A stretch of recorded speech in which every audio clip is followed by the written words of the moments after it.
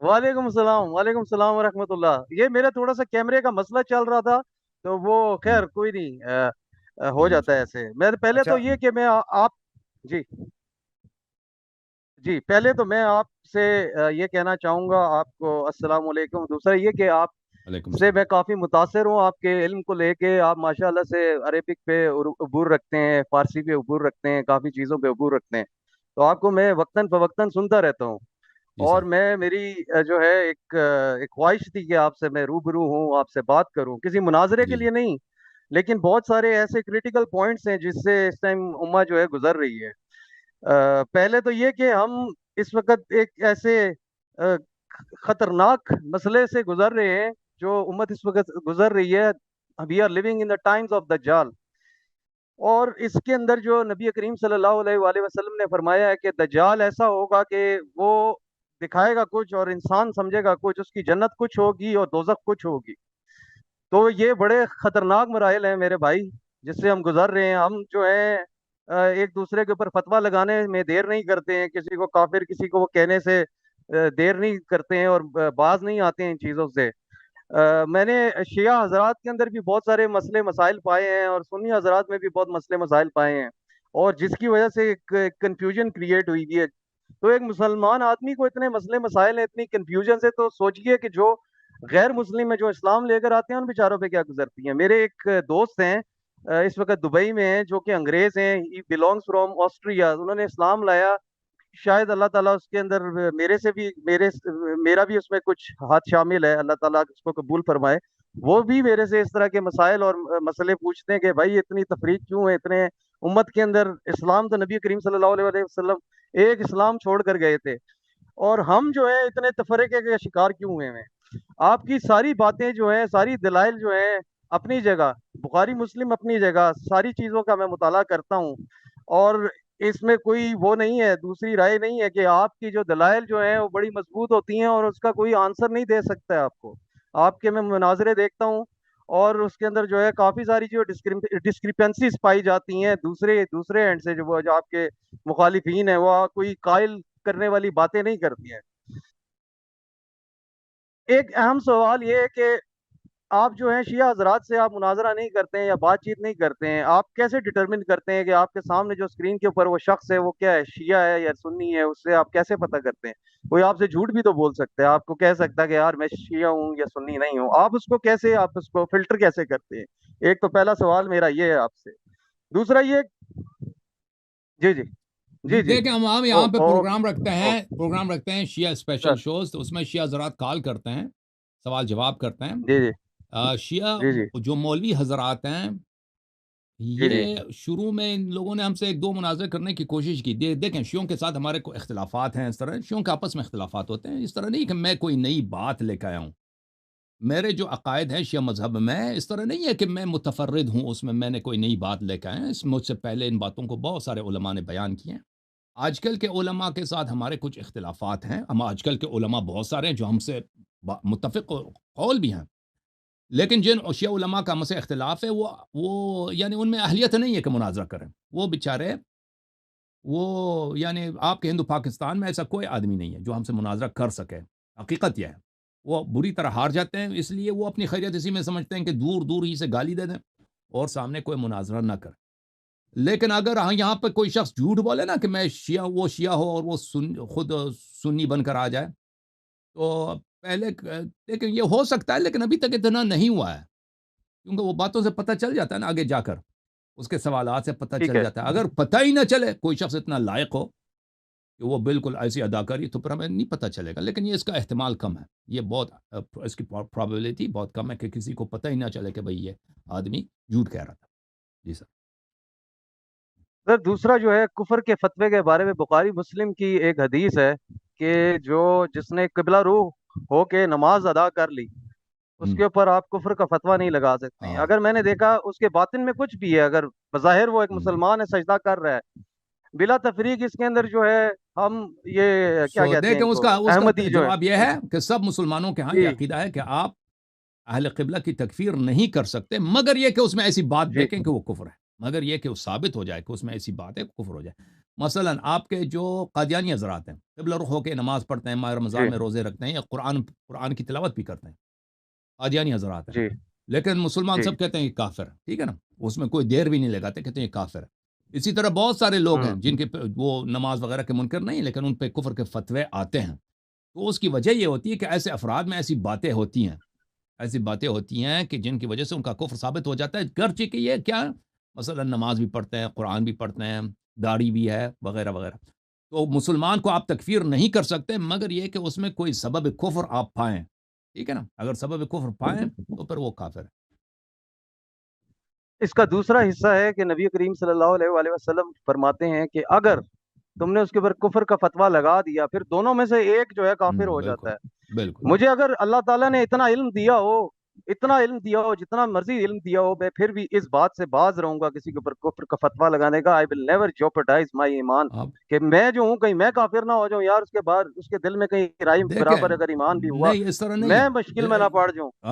دیکھیں رسول صلی اللہ علیہ وسلم کی حدیث ہے کہ میرے بعد یہ اہل بیت علیہ السلام کی طریق سے کہ میرے بعد اہل بدعت آئیں گے، اہل ریب آئیں گے، تو جب تم ان کو دیکھ لینا تو ان کی تفسیق کر لینا، ان کو گالی دے دینا، اور ان کو بری طرح ان کی بے عزتی کرنا، تاکہ لوگ ان کو پہچان لیں اور ان کی بدعتوں سے باز آ جائیں۔ تو یہ بالکل، اگر آپ ایک عام مسلمان کو دیکھتے ہیں نا، وہ ایک عام مسلمان ہے بیچارہ، اس کے دل میں شاید نفاق ہے، آپ اس کی تکفیر نہ کریں بھائی، شاید وہ آپ کو پتہ نہیں، شاید اس کے دل میں کیا باتیں اللہ جانتا ہے۔ لیکن ایسے افراد جو دوسروں کو گمراہ کرتے ہیں، مثلا قادیانی مبلغین ہیں، تو آپ ان کو تکفیر کرنے میں آپ دیر نہ لگائیں، کیونکہ اگر آپ تکفیر نہیں کریں گے، تفسیق نہیں کریں گے، ان کو گالی نہیں دیں گے، ان کی بے عزتی نہیں کریں گے، ان لوگوں کو خبردار نہیں کریں گے، تو لوگ آہستہ آہستہ ان کی باتیں مانیں گے۔ جی طارق صاحب، آپ کی آواز نہیں آ رہی، آپ نے میوٹ کیا ہوا اپنے آپ کو۔ میری آواز نہیں آ رہی؟ نہیں نہیں طارق میری صاحب، مجھے آواز طارق تو شاید صاحب آ میں رہی اجازت آپ چاہتا جانا ہوں چاہ رہے ذرا ہیں طارق صاحب؟ ہے۔ جی جی سر، سر، بسم اللہ مجھے بسم اللہ۔ اجازت دے دیں۔ جی 2 سر، گھنٹے ہو بہت گئے، میں مہربانی طارق صاحب، اللہ آپ کو جزائے خیر دے، بہت بہت شکریہ استفادہ کیا آپ سے، آپ کا اور تھینک یو سر۔ ناظرین کا، اور جو بھی اسٹوڈیو میں موجود ہیں سب کو سلام۔ اللہ تعالیٰ آپ کو وعلیکم حفظ و مان السلام میں ورحمۃ رکھے۔ اللہ۔ اللہ حافظ، السلام علیکم۔ اللہ حافظ، اللہ حافظ، بہت مہربانی، تھینک یو سر۔ آہ، جی سر، اگلا کوئی سوال ہے حسن معین بھائی، صاحب؟ جی جی جی بہت سارے سوالات ہیں حسن بھائی، آپ کا تھوڑا سا ٹائم چاہوں گا میں پلیز، اور اس جی کو جی ہم وائنڈ اپ کریں گے جلدی، اس کو جی جی، مطلب کہ وائنڈ اپ کر لیں، کنکلوڈ وائنڈ اپ کریں کر لیں۔ گے۔ اچھا، جی سر، اللہ یاری صاحب، مجھے یہ بتائیے گا کہ جو آپ نے ابھی ایک بات کہی ہے، اس کی کوئی حدیث سے کوئی دلیل، کوئی ایسی چیز اگر ہے تو کائنڈلی مجھے دکھائیے ہاں گا۔ بالکل بالکل، میں آپ کو جی، دکھا دیتا ہوں، اس کی حدیث دکھا دیتا ہوں، اس نیکسٹ کوشچن، میں نیکسٹ حدیث دکھا دیتا مین وائل آپ دیکھ رہے ہیں، وہ سرچ ہو جائے تو دکھا دیجیے گا۔ اگلا جو کوشچن ہے میرا وہ یہ ہے کہ ہوں، ایک منٹ میں ابھی دکھا دیتا، ایک منٹ بھائی۔ جی جی جی یہ کتاب حدیث ہے، یہ کتاب ہے ہاں الاصول من مجھے الکافی للکلینی رحمہ اللہ، جلد نمبر 1، یہ جلد نمبر 2، یہاں پر ملاحظہ کریں، میں آپ کو لے کے چلتا ہوں، یہ صفحہ نمبر ہے 375، حدیث نمبر 4 ہے یہاں پر، باب مجالست اہل المعاصی، اہل فسق، اہل معصیت کے ساتھ اٹھنے بیٹھنے کا کیا حکم ہے۔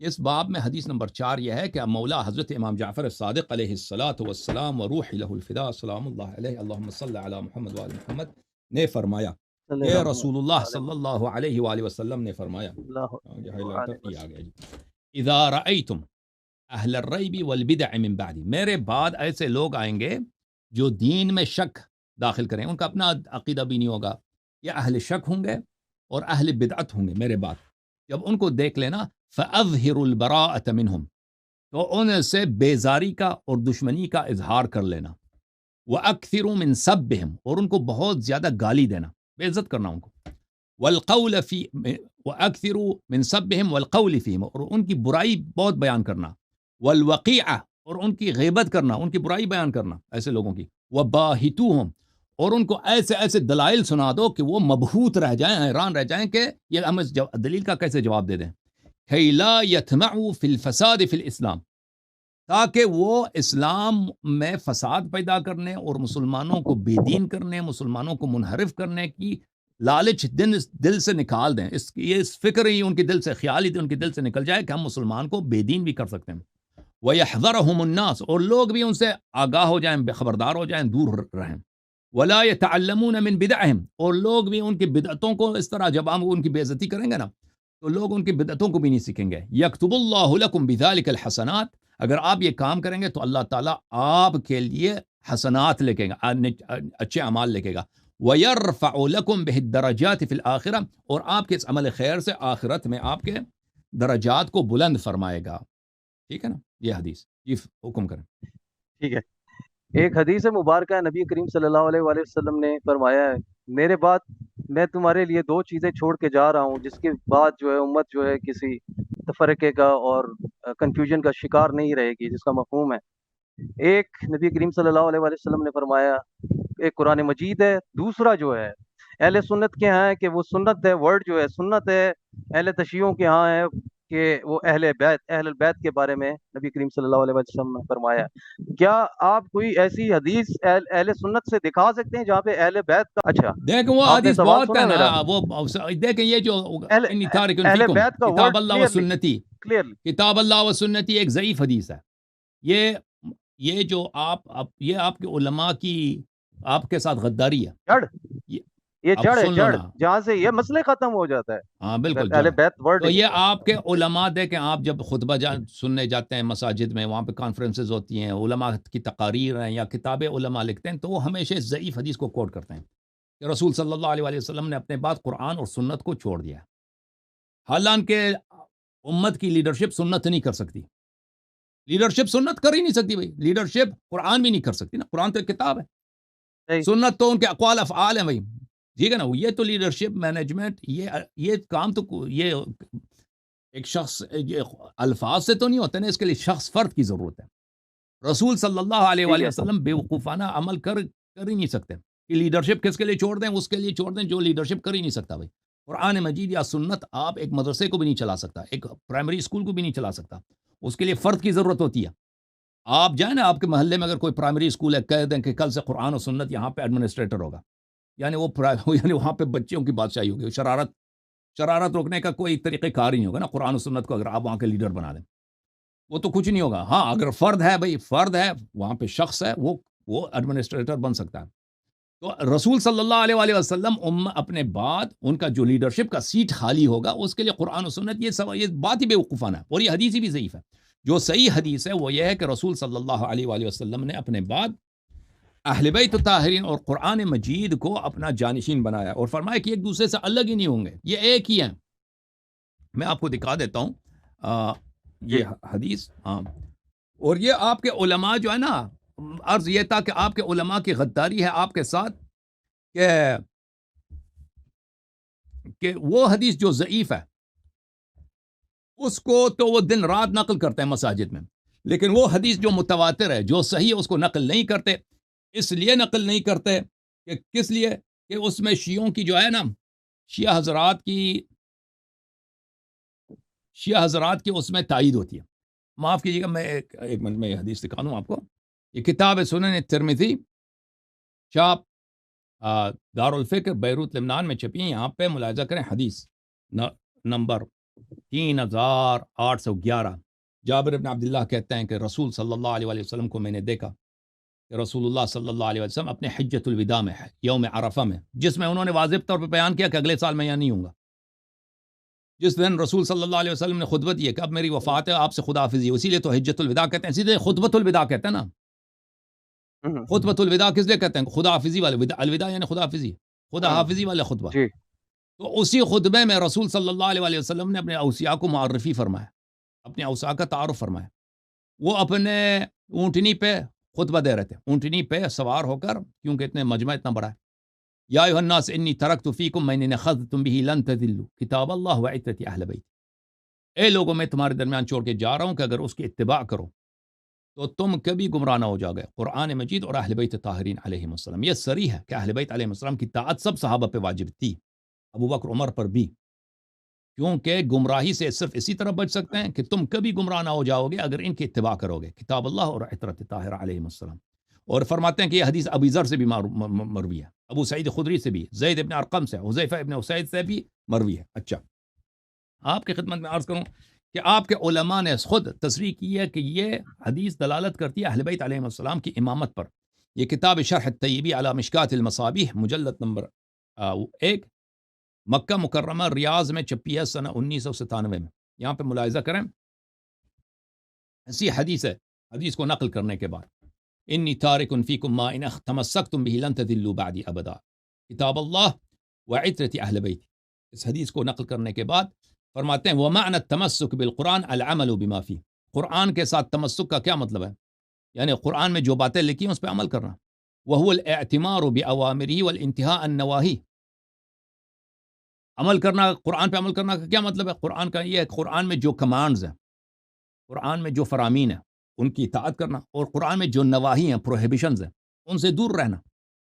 والتمسک بالعترہ محبتہم والاہتداء بہداہم وسیرتہم, اور عطرت کے ساتھ تمسک کرنا کا کیا مطلب ہے؟ ان سے محبت کرنا اور ان کی ہدایت پہ چلنا اور ان کی سیرت پہ چلنا. ٹھیک ہے نا, ہدایت پہ چلنا, سیرت پہ چلنا, امامت اسی کو کہتا ہے نا. وفي قوله إني تارك فيكم إشارة على أنهما بمنزلة التوأمين الخلفين عن رسول الله صلى الله عليه وسلم. اور رسول صلی اللہ علیہ وسلم نے جو فرمایا میں تمہارے درمیان چھوڑ کے جا رہا ہوں, اس کا مطلب یہی ہے کہ دو جڑواں خلیفہ ہیں پیغمبر کا, ایک قرآن, ایک اہل بیت علیہ السلام. یہ اس کے صحیح الفاظ ہیں جو میں نے شرح کیا. اوکے میرے بھائی, اللہ آپ کو جزائے خیر دے. اب میرے پاس دوسرے کالرز ہیں. ایک لاسٹ کویسچن, ایک آخری کویسچن, اجازت ہے معید بھائی, دوسرے بھی منتظر ہیں اگلی دفعہ. اوکے, تھینک یو سر, اللہ آپ کو جزائے خیر دے.